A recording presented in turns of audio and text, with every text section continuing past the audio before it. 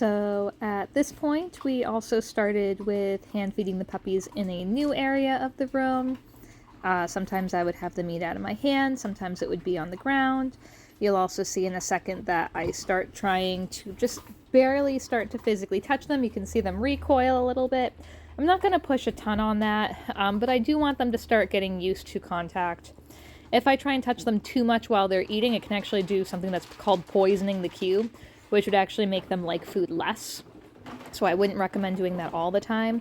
This is a great exercise that you can do for confidence building in general. I highly recommend doing this if you have puppies. It is a pool filled with water bottles. It gets them used to uneven surfaces, loud noises, so we started having them work on their food for that.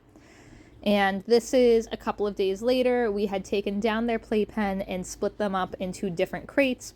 I start working on confidence, listening to me, focus separately. It was really helpful to do with this with the puppies because they were really just getting kind of too connected to each other, and they have a group response. That's the hardest thing about rehabilitating this group of 4 puppies, is that if we were doing it individually, it would actually be so much quicker, but because they are in a group, they feed off of each other. So once again, we have another exercise, that pool filled with water bottles, but I have just an individual puppy working on it. You can see how much more timid he is when he's all on his own, which is fine. We still need him to learn how to build his confidence and to experiment when they are individually out.